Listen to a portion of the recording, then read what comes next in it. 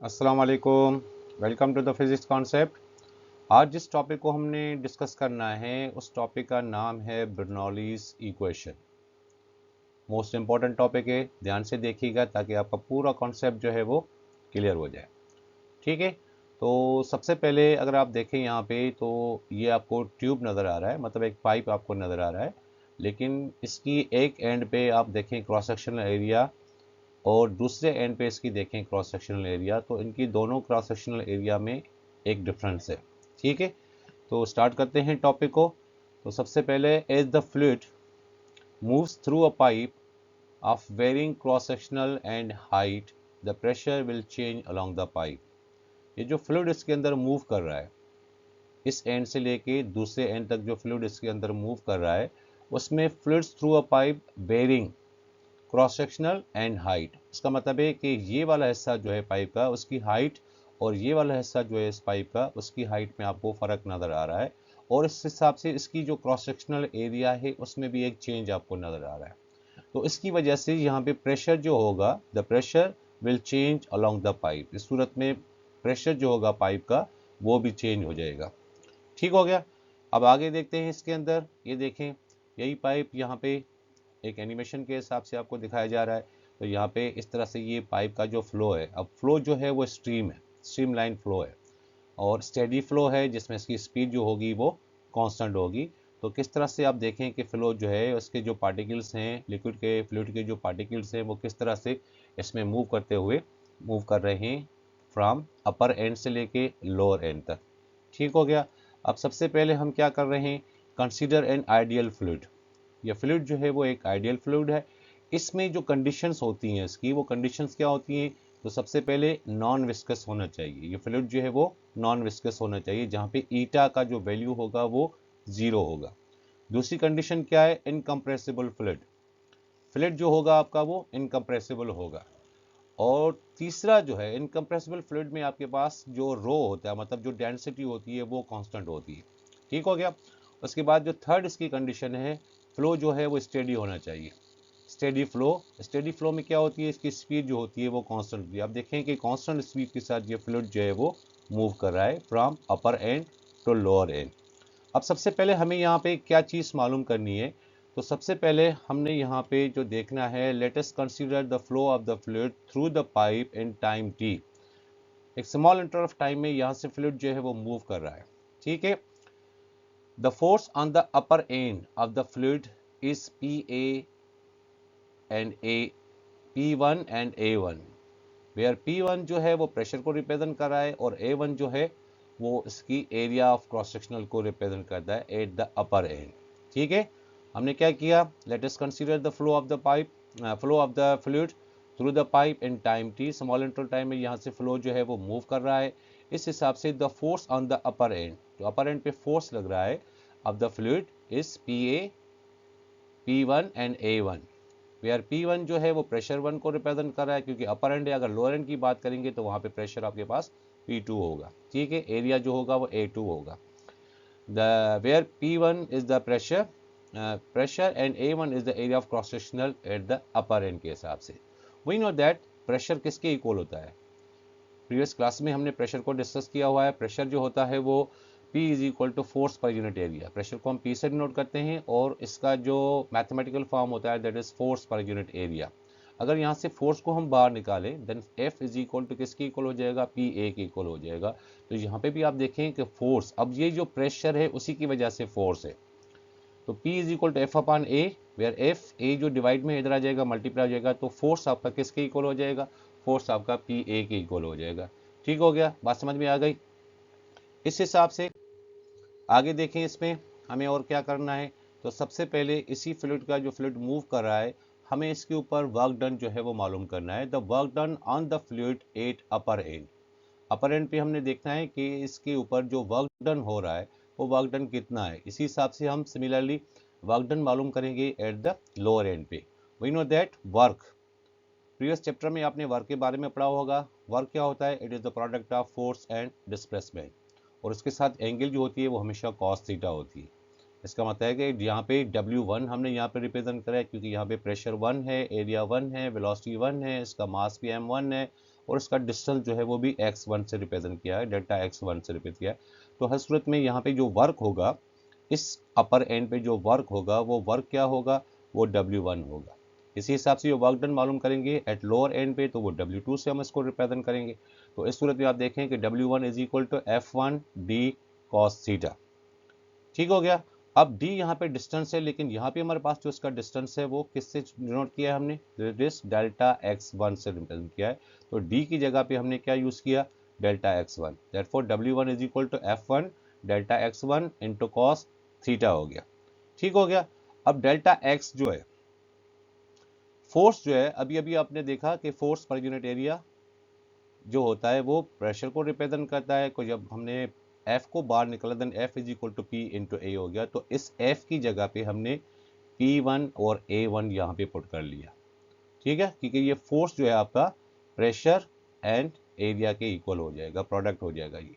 उसके बाद delta x1 हमने सेम यहाँ पे रख दिया और कॉस थीटा भी हमने यहाँ पे सेम रख दिया। W1 is equal to P1 A1 delta x cos 0 degree. अब 0 डिग्री हमने यहाँ पे क्यों लगाया, क्योंकि जो फोर्स की डायरेक्शन है, मतलब प्रेशर की वजह से जो फोर्स यहाँ पे आ रहा है, उस फोर्स की डायरेक्शन और उसके डिस्प्लेसमेंट की डायरेक्शन सेम है। इसमें फोर्स और डिस्प्लेसमेंट की डायरेक्शन सेम है, मतलब दोनों जो है यहाँ पे एक दूसरे के साथ पैरेलल है। जब पैरेलल होते हैं तो उसके दरमियान एंगल जो होती है वो कॉस 0 डिग्री की होती है। ठीक हो गया। And we know that cos 0 degree किसके इक्वल होता है, कॉस 0 डिग्री 1 के इक्वल होता है।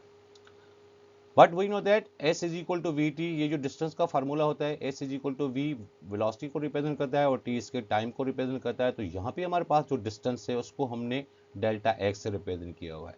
तो यहाँ पे s की जगह पे डेल्टा x पुट करेंगे तो डेल्टा x आपका किसके इक्वल हो जाएगा, ये v1 इंटू डेल्टा टी के इक्वल हो जाएगा। क्योंकि स्मॉल इंटरवल टाइम में यहाँ पे फ्लो जो है वो मूव कर रहा है और वो एक डिस्टेंस कवर कर रहा है जिसको हमने डेल्टा x1 से रिप्रेजेंट किया हुआ है। तो s की जगह पे क्या होगा, डेल्टा x1। अब डेल्टा x1 किसके इक्वल हो जाएगा, ये v इंटू टी के इक्वल हो जाएगा। Therefore W1 is equal to P1 A1 delta x की जगह पे क्या जाएगा, V1 इंटू डेल्टा टी। तो यहाँ पे V1 इंटू डेल्टा टी। इस तरह से हमें वर्क डन मिल गया 8 अपर एंड पे। इस पाइप के अपर एंड पे हमने इस फ्लूइड का जो वर्क डन है वो वर्क डन हमने यहाँ पे मालूम कर लिया। कॉस 0 डिग्री 1 के इक्वल होता है, 1 मल्टीप्लाई बाय दिस, आपके पास सेम इसका रिजल्ट आ जाएगा। इसी तरह से similarly the work done on the fluid at the lower end. अब लोअर एंड पे वर्क डन क्या होगा, इसी हिसाब से जैसे W1 is equal to F1D cos theta था, तो अब यहाँ पे W2 is equal to F2D cos theta हो जाएगा। ठीक हो गया। देयरफॉर F2 इंटू D, अब यहाँ पे D जो है डिस्टेंस जो है आपका वो किसके इक्वल है, वो डेल्टा x2 के है। तो यहाँ पे D की जगह पे डेल्टा x2 हो गया। cos थीटा हमने सेम रख दिया। F आपका किसके इक्वल है, P इंटू A के। तो यहाँ पे F2 है तो ये P2 और A2 हो जाएगा। और इस हिसाब से डिस्टेंस आपका डेल्टा x2 होगा, इसके साथ एंगल आपके पास क्या है, cos थीटा है। एक दूसरी बात जो इंपॉर्टेंट बात है, यहाँ पे प्रेशर यहाँ पे भी आपको नजर आ रहा है, प्रेशर आपको यहाँ पे भी नजर आ रहा है। प्रेशर की जो डायरेक्शन होती है पाइप के दोनों एंड्स के हिसाब से, ये एंड भी इसका ओपन है, ये एंड भी इसका ओपन है, तो यहाँ पे प्रेशर की जो डायरेक्शन होगी वो इनवर्ड होगी। इसी हिसाब से ये वाला प्रेशर जो है उसकी डायरेक्शन भी क्या होगी, वो भी इनवर्ड होगी, टुवर्ड्स द पाइप होगा। मतलब ये भी पाइप के अंदर की तरफ होगा प्रेशर और ये भी पाइप के अंदर की तरफ होगा प्रेशर। अब इस प्रेशर की वजह से फोर्स है, फोर्स और डिस्टेंस यहाँ पे पैरेलल हो रहा था। अब इस प्रेशर 2 की वजह से भी एक फोर्स होगा। अब फोर्स की डायरेक्शन क्या होगी, इनवर्ड होगी। लेकिन इस फ्लो का जो डिस्टेंस होगा, ये जो डिस्टेंस कवर कर रहा है, ये डिस्टेंस इस फोर्स के अपोजिट में आ रहा है। दोनों पैरेलल हैं, मतलब फोर्स भी यहाँ पे पैरेलल है और डिस्टेंस भी यहाँ पे इसके साथ पैरेलल है, लेकिन एंटी पैरेलल है। अब जब एंटी पैरेलल होते हैं तो उसके दरमियान जो एंगल होती है वो हमेशा cos 180 डिग्री की होती है। एंगल थीटा जो का वैल्यू होगा वो 180 डिग्री का होगा। तो यहाँ पे आप देखें कि F2 की जगह पे हमने P2 A2 delta x cos 180 degree. And we know that cos 180 degree किसके इक्वल होता है, वो -1 के इक्वल होता है। cos 0 degree 1, cos 180 degree -1। तो यहाँ पे -1 आ जाएगा, cos 180 डिग्री की जगह पे -1 आ जाएगा। तो -1 को अगर इसके साथ मल्टीप्लाई करेंगे तो ये -P2 A2 अब डेल्टा एस की जगह पे जैसे हमने यहाँ पे S is equal to V two use किया था तो एस डेल्टा एक्स था, तो यहाँ पे डेल्टा एक्स टू की जगह पे भी हमने V two into delta T हो जाएगा, तो ये minus P two A two V two into delta T हो गया। इसी हिसाब से डब्ल्यू टू आपके पास क्या आ गया, minus P two A two V two and delta T. P two pressure two है, ये एरिया ऑफ क्रॉस सेक्शनल है टू लोअर एंड की, और वी टू इसकी वेलोसिटी है जो इस तरह से मूव कर रहा है फ्लो की वेलोसिटी, और डेल्टा टी क्या है, टाइम इंटरवल है कि जिस टाइम इंटरवल से यहाँ से फ्लो होता हुआ उसी टाइम इंटरवल से यहाँ से फ्लो होता हुआ ये पाइप इस तरह। हमने क्या किया, हमने दोनों एंड्स पे, अपर एंड पे भी और लोअर एंड पे भी हमने इसका वर्क डन जो है वो मालूम कर लिया। अब यहाँ पे वर्क आपका एक से ज़्यादा हो गया, मतलब W1 भी है W2 भी है, क्योंकि पाइप के दो एंड्स हैं। उस सूरत में हम देखेंगे कि आगे हमें क्या करना है, तो आगे हमें टोटल वर्क मालूम करना है। आप इसको टोटल वर्क कहें या नेट वर्क कहें, तो नेट वर्क या टोटल वर्क जो है W is equal to W1 plus W2। W1 का वैल्यू हमने क्या मालूम किया, P1 A1 B1 into delta T plus, क्योंकि W2 का रिजल्ट हमारे पास क्या आ गया था, नेगेटिव, क्योंकि वहाँ पे जो एंगल बन रही थी वो 180 डिग्री की, तो और cos 180 डिग्री माइनस 1 के इक्वल होता है, तो minus P2 A2 V2 into delta T, plus into minus minus हो जाएगा, तो ये W इज इक्वल टू जो इसका टोटल वर्क है वो P1 A1 B1 delta T minus P2 A2 V2 into delta T. ये रिजल्ट हमारे पास क्या आ गया, ये हमारे पास टोटल वर्क का रिजल्ट आ गया या नेट वर्क का रिजल्ट आपके पास आ जाएगा। Now according to the equation of continuity, इससे प्रीवियस टॉपिक हमने किया था इक्वेशन ऑफ कंटिन्यूटी, और वो इक्वेशन जो हमने ड्राइव की थी that is A1 V1 is equal to A2 V2। A1 area of cross section, क्योंकि वहाँ पे भी हमारे पास एक पाइप था, पाइप के दो एंड्स थे, तो दोनों साइड का एरिया 1, इसकी velocity 1 is equal to A2 into V2 था। अब इस इक्वेशन को अगर हम मल्टीप्लाई करें बोथ साइड बाय टी के साथ, तो टी यहाँ पे भी आ जाएगा, टी यहाँ पे भी, अगर दोनों को कैंसिल करेंगे तो आपके पास इक्वेशन वही आ जाएगी, इक्वेशन ऑफ कंटिन्यूटी। ठीक है, अब इसके देने का मकसद क्या है, वो मकसद अभी आपको पता चल जाएगा कि टी को हमने दोनों साइड पे क्यों मल्टीप्लाई किया। अब आप देखें कि यहाँ पे एरिया है, एरिया का यूनिट क्या होता है, मीटर स्क्वायर। वेलोसिटी है, वेलोसिटी का यूनिट क्या होता है, मीटर पर सेकेंड। और यहाँ पे टाइम है, तो टाइम का यूनिट क्या है, सेकेंड है। तो यहाँ पे आपके पास जो सेकेंड होगा वो सेकेंड इस सेकेंड के साथ कैंसिल हो जाएगा।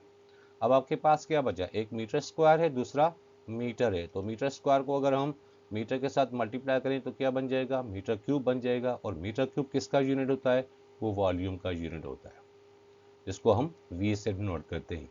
इसका मतलब है कि अब आप इस टोटल वर्क में देखें कि यहाँ पे आपके पास A1 V1 और डेल्टा टी है, और दूसरी साइड पे भी आपके पास A2 V2 and delta T है। तो यहाँ पे A1 V1 और T किस चीज़ को रिप्रेजेंट कर रहा है, वॉल्यूम को। तो यहाँ पे P1 उसके साथ ये चीज़ जो है, ये तीन टर्म्स जो हैं, A1 मतलब area of cross sectional, velocity और टाइम, तो ये किस चीज़ को रिप्रेजेंट कर रहे हैं, ये आपके वॉल्यूम को रिप्रेजेंट कर रहे हैं। तो यहाँ पे आगे इक्वेशन फिर क्या हो जाएगी, therefore W is equal to, ये वाली इक्वेशन फिर से हमने यहाँ पे नोट कर ली। उसके बाद P1 इज इक्वल टू, तो A1 V1 delta T, A1 V1 delta T किसकी इक्वल है, वॉल्यूम की इक्वल है, तो इसकी जगह पे क्या आ जाएगा, इसकी जगह पे वॉल्यूम आ जाएगा, माइनस फिर आपके पास क्या है, P2 है, तो P2 A2 V2 delta T, तो ये भी क्या हो गया, ये भी वॉल्यूम हो गया। तो यहाँ पे W is equal to P1 into volume minus P2 into volume. Volume यहाँ पे भी हमने इसको कॉमन ले लिया, देयरफॉर P1 माइनस P2। अब वर्क जो हो गया हमारे पास volume into P1 minus P2। And we know that जो डेंसिटी का फार्मूला होता है, वो डेंसिटी का फार्मूला क्या होता है, आपको पता है कि density is defined as the mass per unit volume, m upon v volume होता है, m मास होता है, और रो जो होता है उसको हम डेंसिटी कहते हैं। But density is equal to mass per unit volume. अगर वॉल्यूम को बाहर निकालेंगे, क्योंकि हमें वॉल्यूम का वो रिजल्ट चाहिए, तो वॉल्यूम इज इक्वल टू क्या हो जाएगा, मास अपॉन डेंसिटी। मास को हम स्मॉल m से रिप्रेजेंट करते हैं, डेंसिटी को हम ग्रीक लेटर रो से रिप्रेजेंट करते हैं। तो यहाँ पे आप देखें W is equal to volume की जगह पे क्या आ जाएगा, मास अपॉन डेंसिटी। तो ये मास को हमने m से और डेंसिटी को हमने रो से रिप्रेजेंट किया हुआ है। बाकी आपके पास क्या है, P1 minus P2, therefore W is equal to m upon rho into P1 minus P2। अब ये चीज़ हमारे पास क्या आ गई, ये हमारे पास टोटल आर नेटवर्क आपके पास आ गया। तो टोटल वर्क हमारे पास जो हो गया वो W is equal to m upon rho mass per unit volume, sorry mass per unit density. तो यहाँ पे हमारे पास जो टोटल वर्क हो गया, वो वर्क आपके पास क्या होगा, that is W is equal to mass upon density into P1 minus P2। ये हमारे पास यहाँ पे टोटल वर्क हो गया। ठीक हो गया। आगे देखते हैं इस वर्क एनर्जी प्रिंसिपल। आपको पता है कि वर्क एनर्जी प्रिंसिपल क्या होता है, the net work done by the forces on an object, मतलब वो जो फ्लूइड जो है वहां पे वो ऑब्जेक्ट है, उस हिसाब से वो जो इसके ऊपर वर्क डन कर रहा है that is equal to the change in its kinetic energy and potential energy. मतलब दोनों सूत्रों में काइनेटिक एनर्जी भी चेंज होती है और पोटेंशियल एनर्जी भी चेंज होती है। अब काइनेटिक एनर्जी कैसे चेंज होगी, क्योंकि आप देखें कि अपर एंड पे वेलोसिटी v1 है और लोअर एंड पे इसकी वेलोसिटी v2 है। इसका मतलब है कि वेलोसिटी के अंदर चेंज आ रहा है। अगर वेलोसिटी के अंदर चेंज आ रहा है तो काइनेटिक एनर्जी भी चेंज होगा, क्योंकि काइनेटिक एनर्जी आपके पास क्या होती है 1/2 mv², क्योंकि वहां पे वेलोसिटी है। तो वहां पे एक वेलोसिटी v1 है, दूसरी वेलोसिटी v2 है। दूसरा क्या है, पोटेंशियल एनर्जी। अब पोटेंशियल एनर्जी क्या होती है, due to its position, height की वजह से, क्योंकि लोअर एंड की जो हाइट थी वो ज्यादा थी, और सॉरी अपर एंड की जो हाइट थी वो ज्यादा थी, लेकिन लोअर एंड की जो हाइट थी वो कम थी। इसका मतलब है कि हाइट में भी चेंज है। तो हाइट में चेंज की वजह से पोटेंशियल एनर्जी में चेंज आएगा, और वेलोसिटी के चेंज होने की वजह से काइनेटिक एनर्जी में चेंज आ जाएगा। ठीक हो गया। तो यहाँ पे आगे देखते हैं, देयरफॉर सबसे पहले हम मालूम करते हैं चेंज इन काइनेटिक एनर्जी, क्योंकि काइनेटिक एनर्जी में भी चेंज आ रहा है। तो delta kinetic energy is equal to, kinetic energy क्या होगी, एक इनिशियल काइनेटिक एनर्जी होगी, दूसरी फाइनल काइनेटिक एनर्जी होगी। तो हमेशा फाइनल में से इनिशियल को माइनस किया जाता है, that is change of kinetic energy is equal to kinetic energy final minus kinetic energy initial. तो यहाँ पे फाइनल और इनिशियल की जगह हमारे पास क्या है, v2 और v1 है। तो वही नो दैट काइनेटिक एनर्जी क्या होती है 1/2 mv²। अब यहाँ पे क्या है, जो वेलोसिटी है यहाँ पे v2 है, तो ये v2 का स्क्वायर हो जाएगा। इसी हिसाब से इनिशियल में क्या हो जाएगा, -1/2 mv1²। तो यहाँ पे हमने क्या लिख दिया, काइनेटिक एनर्जी का चेंज हमने मालूम कर लिया। इसी हिसाब से अगर हम मालूम करें पोटेंशियल एनर्जी का चेंज, तो पोटेंशियल एनर्जी इक्वेशन क्या होती है, mgh, मास इंटू ग्रेविटी और हाइट। तो यहाँ पे change of potential energy is equal to potential energy final minus potential energy initial. तो यहाँ पे फाइनल आपके पास 2 होगा और इनिशियल आपके पास 1 होगा।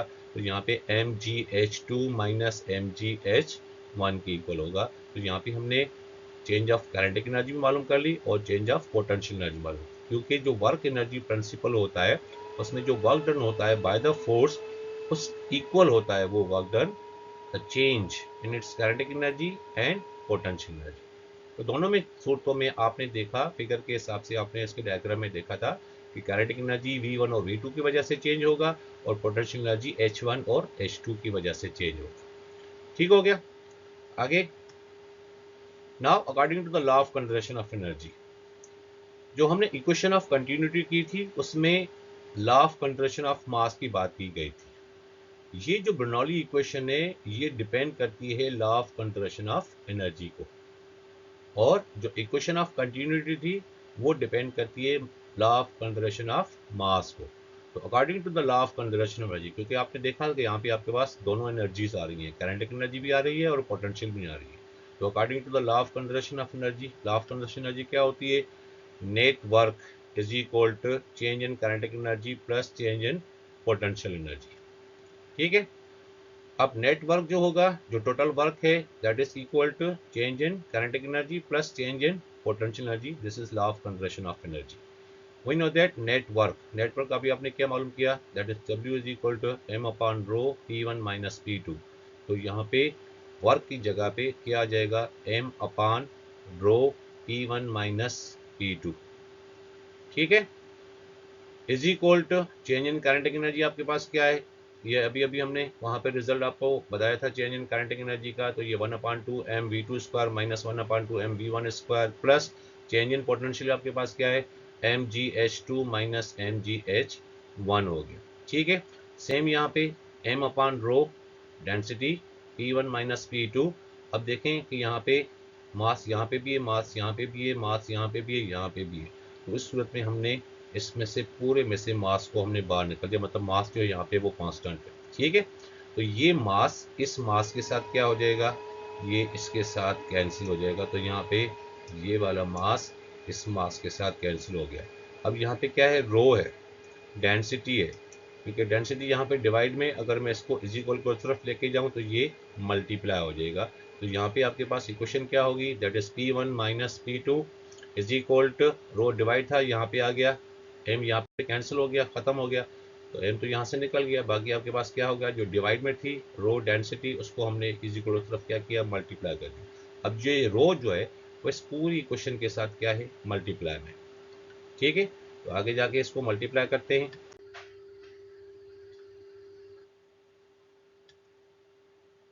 तो यहाँ पे आप देखें कि ये रो इस पूरे के साथ क्या है, मल्टीप्लाई में। Therefore P1 minus P2 same हमने रख दिया। अब रो जो है इसके साथ मल्टीप्लाई होगा, इसके साथ मल्टीप्लाई होगा, इसके साथ मल्टीप्लाई होगा और इसके साथ मल्टीप्लाई होगा। तो आप देखें यहाँ पे, तो ये आपके पास हो गया 1/2 रो V बार V2 स्क्वायर, यहाँ पे क्योंकि 1/2 V2 स्क्वायर है तो इसके साथ रो आ गया, माइनस 1/2 V1 स्क्वायर है तो इसके साथ भी रो आ गया, प्लस यहाँ पे GH2 है तो इसके साथ भी रो आ गया, रो GH2 हो गया, माइनस GH1 है तो उसके साथ भी रो GH1 आ गई। ठीक हो गया। अब यहाँ पे P1 माइनस P2 है। अब P1 के साथ वो चीज़ें लगाएंगे जो सारे 1 के हिसाब से, मतलब जो V1 होगा या H1 होगा, तो V1 वाले टर्म को भी हम इज इक्वल की तरफ लेके जाएंगे और ये H वाले टर्म को भी हम इज इक्वल की तरफ लेके जाएंगे। तो यहाँ पे P1 सेम हमने रख दिया। अब ये आपके पास क्या है, -1/2 रो V1 स्क्वायर, ये माइनस से इज इक्वल की तरफ आ जाएगा तो ये प्लस बन जाएगा, प्लस माइनस में आपके यहाँ पे क्या है, रो GH1, क्योंकि ये भी 1 वाला टर्म है, ये भी 1 वाला टर्म है, तो 1 वाला ये भी माइनस में, तो आ जाएगा प्लस हो गया। तो ये वाला टर्म भी आपका उधर जब आ जाएगा तो ये भी आपके पास प्लस हो जाएगा। इज इक्वल टू -P2 है तो P2 को उधर लेके जाएंगे तो ये प्लस P2 हो जाएगा, प्लस बाकी आपके पास ये 2 वाला टर्म जो है 1/2 रो V2 स्क्वायर सेम यहाँ पे रख दिया। उसके बाद ये प्लस रो GH2 है, ये भी हमने यहाँ पे सेम रख दिया। अब 1 वाले टर्म सारे इस साइड पे आ गए और 2 वाले टर्म सारे उस साइड पे आ गए। This is Bernoulli's equation. ये जो इक्वेशन हमने ड्राइव की, that is P1 plus 1/2 rho V1 square plus rho GH1 is equal to P2 plus 1/2 rho V2 square plus rho GH2। इस इक्वेशन को हम क्या कहते हैं, इसको हम कहते हैं Bernoulli's equation and is often express as, और इसको हम किस तरह से एक्सप्रेस करते हैं, that is P plus 1/2 rho V square plus rho GH is equal to constant. अब ये कांस्टेंट कैसे होगा, देखते हैं इसको। अब यहाँ पे आप देखें, इस इक्वेशन में आप देखें यहाँ पे P क्या है, P जो है वो प्रेशर है, ठीक है। उसके बाद 1/2 रो V स्क्वायर, ठीक है, रो V स्क्वायर, तो रो V स्क्वायर आपका किसकी इक्वल है, तो 1/2 इज इक्वल टू, रो क्या है, डेंसिटी, और डेंसिटी क्या होती है, मास पर यूनिट वॉल्यूम। ठीक है, डेंसिटी की जगह पे हमने क्या रख दिया, मास पर यूनिट वॉल्यूम, उसके साथ V स्क्वायर है तो ये हमने V स्क्वायर सेम रख दिया। अब 1/2 mv स्क्वायर किस चीज़ को रिप्रेजेंट करता है, काइनेटिक एनर्जी को, डिवाइड में क्या है इसके, वॉल्यूम है। तो अब क्या हो गया, kinetic energy per unit volume is equal to constant, कि जितनी kinetic energy per unit volume होगा उतना ही potential energy per unit volume होगा। इसी हिसाब से दूसरा टर्म आपके पास क्या है, रो GH, मतलब ये पूरा टर्म आपके पास क्या है, कांस्टेंट है। तो यहाँ पे आप देखें कि kinetic energy per unit volume constant हो गया। इसी हिसाब से यहाँ से हमने रो GH को ले लिया, rho GH is equal to, rho same density है, डेंसिटी क्या होती है, मास पर यूनिट वॉल्यूम, तो m/v आ गया, और इसके साथ GH मल्टीप्लाई में तो ये mgh बन गया। mgh किस चीज़ को रिप्रेजेंट करता है, पोटेंशियल एनर्जी को, तो डिवाइड में क्या है, वॉल्यूम, तो यहाँ पे potential energy per unit volume, तो ये भी इज इक्वल टू क्या रहेगा, ये भी कांस्टेंट रहेगा। ये जो इक्वेशन हमने ड्राइव की ये बर्नौलीज इक्वेशन कहलाती है, और Bernoulli's equation and is often express as, इसको हम किस तरह से एक्सप्रेस करते हैं, P plus 1/2 rho V square plus rho GH is equal to constant. तो ये कांस्टेंट भी आपको मैंने शो करवा दिया कि यहाँ पे kinetic energy per unit volume constant होगा, यहाँ पे potential energy per unit volume भी कांस्टेंट होगा। ठीक हो गया। उम्मीद है आपको टॉपिक जो है अच्छी तरह से समझ में आ गया होगा। तो अगर टॉपिक आपको अच्छी तरह से समझ में आ गया है तो चैनल को लाइक और सब्सक्राइब ज़रूर कीजिए। ठीक है, फिर मिलते हैं इंशाल्लाह नेक्स्ट टॉपिक के साथ, नेक्स्ट वीडियो के साथ। तो चैनल को लाइक और सब्सक्राइब ज़रूर करें। Thank you.